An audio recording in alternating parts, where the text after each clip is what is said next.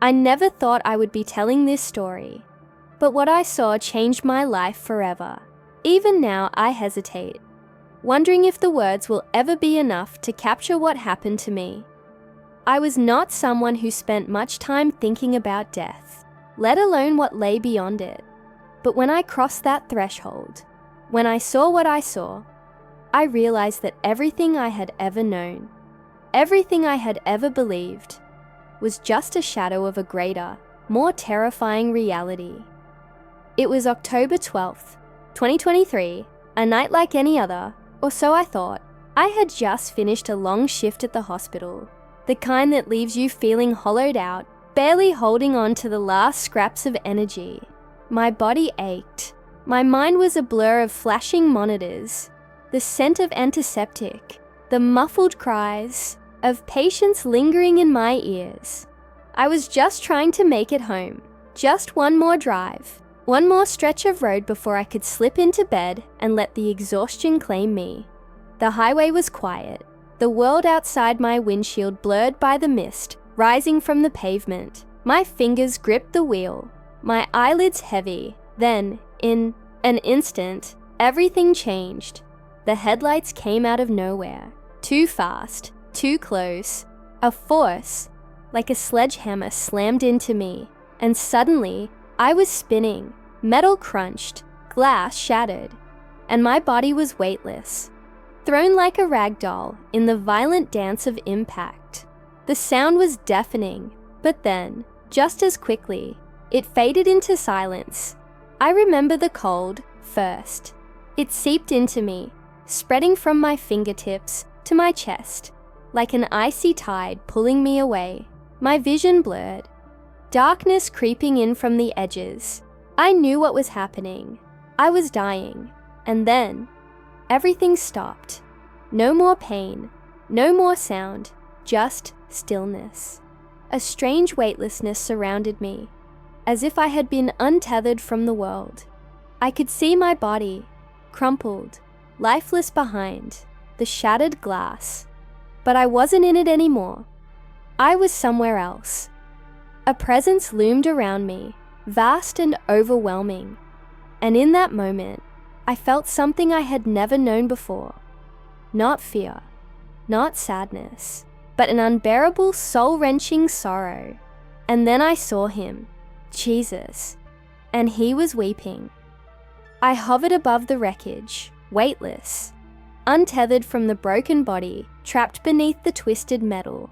The scene below was chaotic. Red and blue lights, flashing against the wet pavement, paramedics shouting, their hands pressing desperately against my chest. I should have felt pain, fear, something, but all of it seemed distant, like an old memory playing out in slow motion.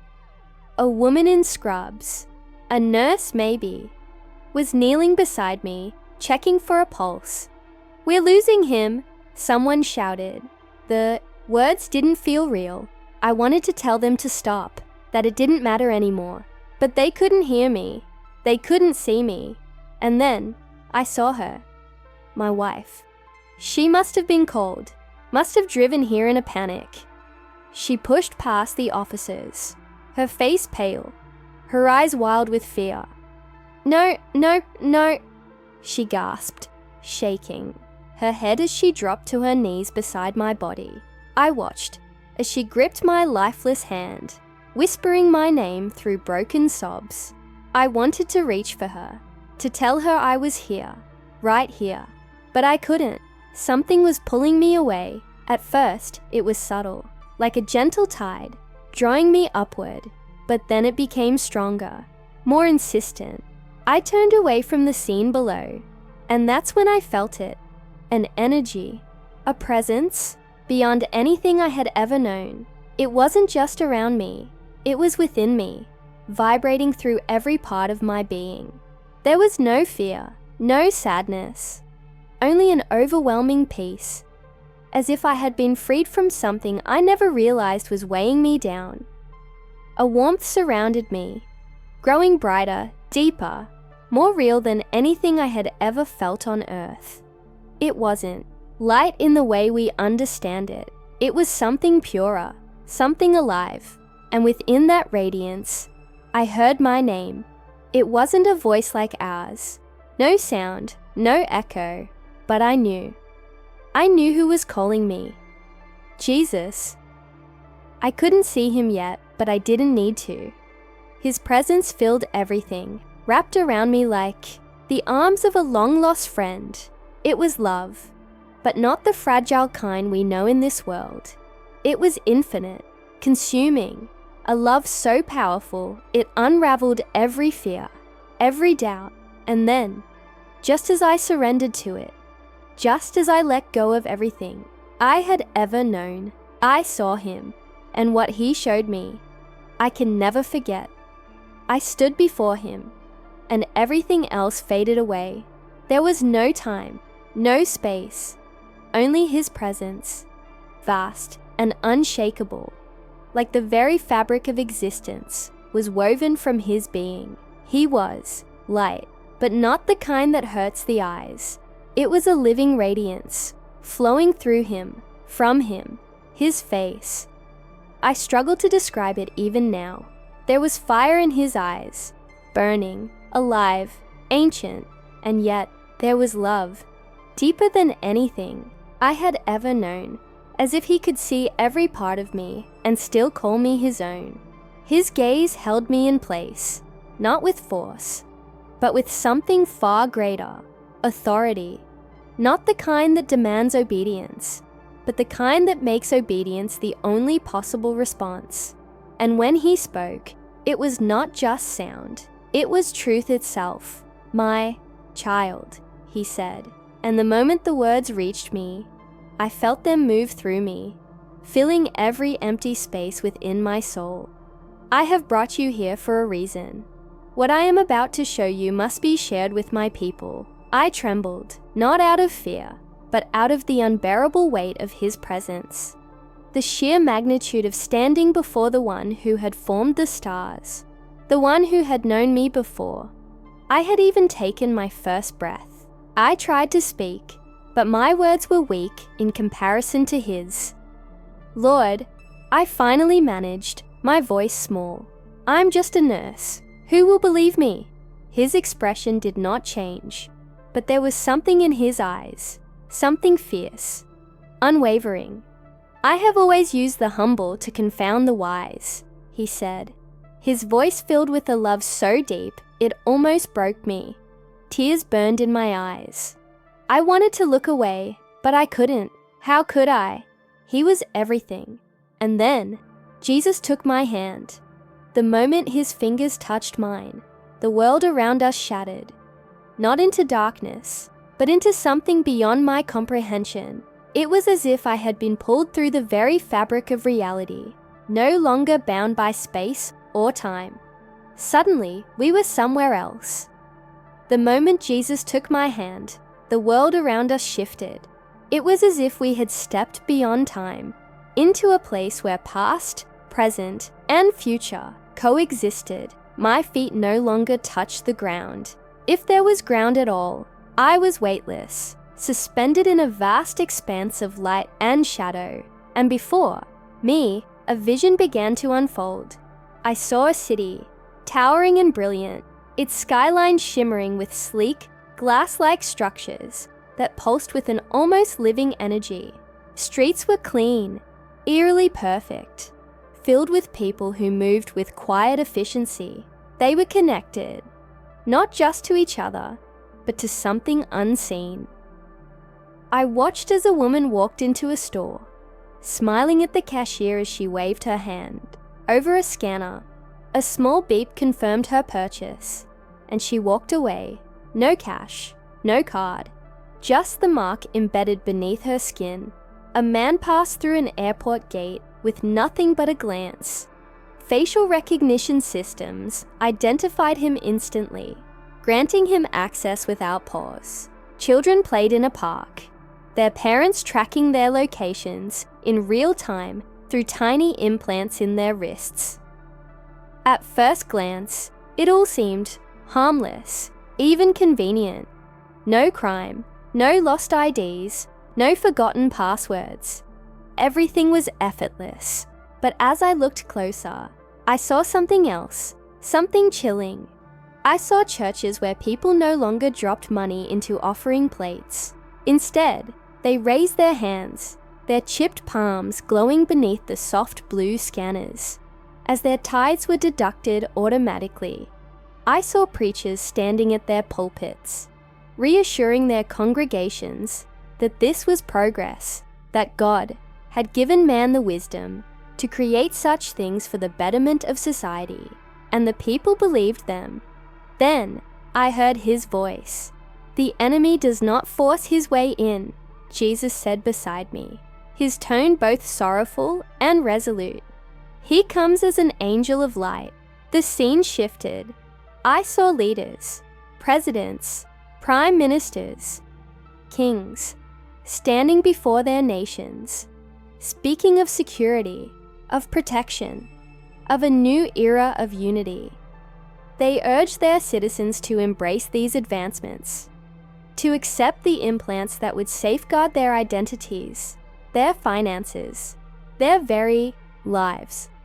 I watched as reporters praised the new system, as scientists championed its benefits, as the world celebrated its newfound freedom, a freedom that, in reality, was tightening its grip around them like an invisible chain. Then, I saw the religious leaders. They stood in their grand cathedrals, in their sprawling megachurches, smiling as they held out their own marked hands, assuring their followers that this was not the mark of the beast, that God had no issue with progress. "Have faith," they said. "This is only the beginning of a better world." And the people listened. A deep dread settled within me. "Lord," my voice was barely a whisper, "is this the mark of the beast?" Jesus looked at me, his eyes filled with both sorrow and unwavering truth. "Not yet," he said. But watch how the deception unfolds. The vision shifted again, and what I saw next sent a deep, soul-crushing weight through my spirit. The world, it was unraveling, cities burned, economies crumbled overnight. The headlines flashed across massive digital screens in the city centers. Global market collapse. Famine and disease sweep across nations. War on the brink. Panic spread like wildfire. The order and security I had seen before were gone, replaced by riots, starvation, and desperation. People lined up for food, their faces gaunt with hunger. Governments scrambled to maintain control, deploying forces to the streets, issuing curfews, and restricting movement. Fear ruled the world now. Then came the announcement. A man, poised and charismatic, stood before the nations. His image was broadcast everywhere, on every screen, every device, in every language. He spoke with calm assurance, promising peace, stability, and an end to the suffering. "We have a solution," he declared. "A final solution to end this chaos." Once and for all, behind him, a holographic display revealed the new system, your global biometric ID, seamlessly integrated into every aspect of life. No more theft, no more economic uncertainty, no more war. With just a simple mark placed on the hand or forehead, each person could access their finances, travel freely, and receive essential resources. The world cheered. I saw the people lining up, desperate for relief, rolling up their sleeves to receive what they believed was their salvation. Some hesitated, whispering about old prophecies, about the mark of the beast, but they were reassured. Religious leaders appeared on television, smiling warmly. "This is not the mark," they said. "This is only for your safety. God would want us to survive." And so, they took it. At first, nothing seemed to change. The chaos eased. The economy stabilized. Food shortages ended. People rejoiced, praising the new world order, embracing their leaders as saviors. But then, I saw what no one else could see: their eyes. Something had changed. At first, it was subtle, a dimming of light within them, a quiet dullness behind their expressions. But soon, I realized the truth. Their souls were different. I watched a man kneel beside his bed, his hands clasped, whispering a prayer. His lips moved, but there was no life in his words, no connection, no presence. It was as if his voice no longer reached heaven. Then Jesus spoke, his sorrow pressing into me, like a weight too heavy to bear. They could still pray, he said, his voice heavy with grief. But their connection to me was gone. Tears welled in my eyes as I turned to him, my heart breaking for what I was witnessing. Lord, how? Why?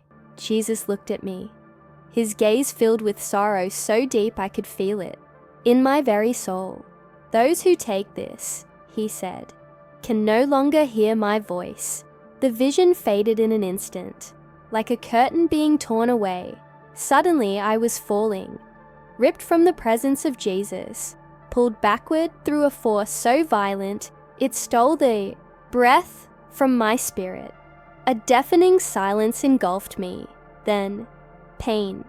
A crushing weight slammed into my chest, like fire bursting through my ribs. My lungs seized, desperate for air.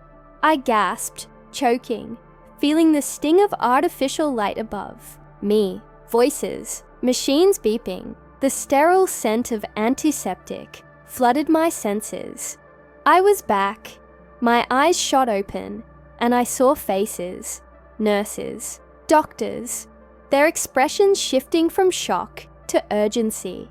He's back, one of them shouted, hands pressed against my body, adjusting wires, checking vitals.